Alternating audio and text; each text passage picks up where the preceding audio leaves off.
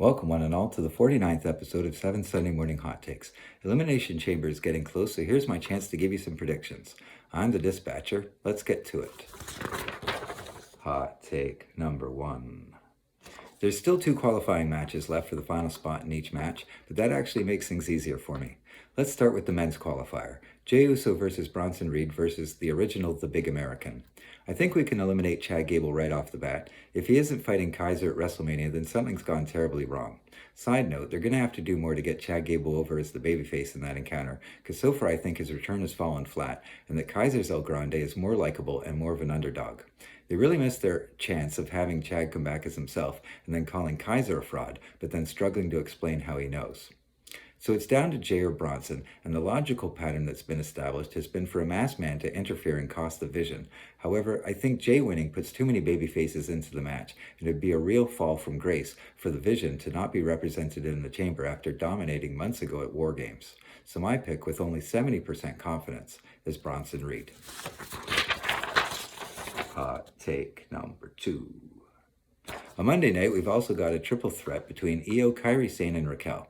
I feel like Io's victory has been a little bit telegraphed after SmackDown, and Jade Cargill even mentioned Io as a possible opponent. But she also had a stare down with Charlotte, and then Kiana surprisingly won her qualifying match, so it's not necessarily foreshadowing. I think Kairi is the least likely and that Raquel is the most deserving, but I think it's going to be Io, and it's my fantasy booking that's steering that choice.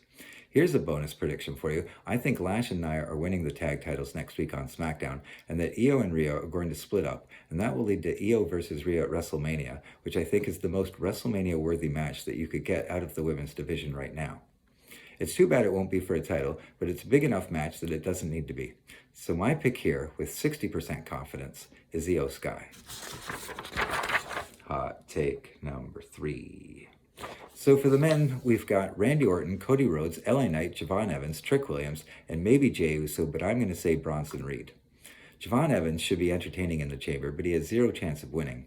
It's too early for Trick Williams, and neither Jey nor Bronson Reed would make a lot of sense. So that leaves LA Knight, Cody, and Orton. I really want it to be LA Knight, but that would be really optimistic. So we're left with Orton and Cody is really the obvious choice, so that's my pick, but I'm not as confident about it as you might think. It seems too obvious to me, and somewhat unsatisfying, and when I underestimate WWE Creative, that's usually when they surprise me, and when I put my faith in them, they inevitably take the easy route. So I'm picking Cody at around 80% confidence.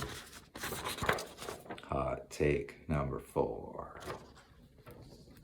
For the ladies, I've got a real sleeper pick. First off, let's acknowledge that Kiana has looked really good in her last few televised matches, but she's still lucky to get this far and not going any further. Alexa Bliss, I don't think, has what it takes, and I'm still waiting for her and Charlotte to disintegrate. I really hope it's not Tiffany, and I think Tiffy time is up, but there's an outside possibility. That leaves Asuka, Io, and Rhea. Now, if Raquel gets in, that changes everything. But assuming it's Io, I think Io and Rhea cancel each other out, and the surprise winner will be Asuka, but my confidence level is only 45%. Asuka versus Jade at WrestleMania would be an awesome match. Hot take number 5. Punk versus Finn is most likely Punk, right? In fact, I would say 90%.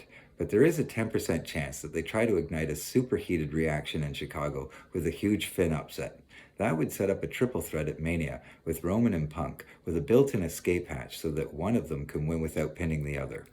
I am expecting this to be a really good match either way, and officially my pick is the safe bet of CM Punk with 90% confidence.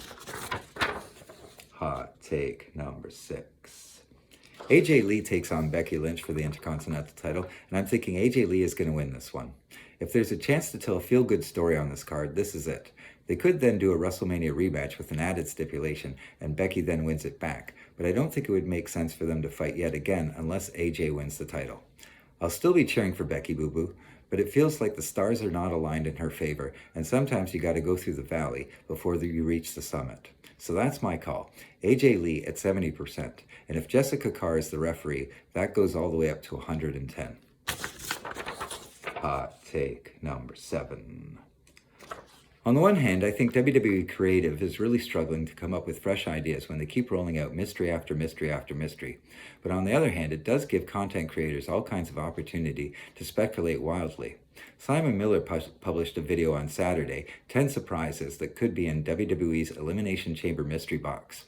I haven't watched it yet because I don't want it to influence me, but I will watch it soon, and I'll post a link to it down in the description. But first, here's my chance to be ridiculous, my list of 10 possible outcomes to the mystery box reveal. 1. Chris Jericho's jacket. 2. Danhausen's wardrobe or possibly Danhausen himself.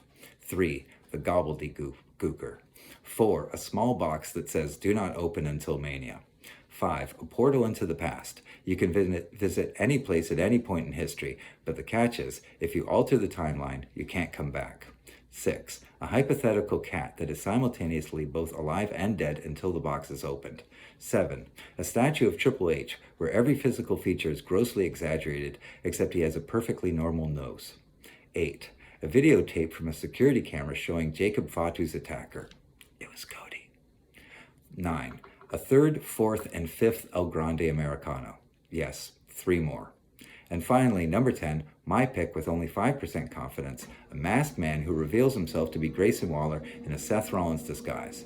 And then he'll say, I'm Seth bloody freaking Rollins, I am. And that's it. Thanks for being here. I really hope you enjoy the Elimination Chamber show, and if you come back next week, I'll give you my review. Until then, I'm the Dispatcher, you're on the top turnbuckle, and every day is a sunset flip.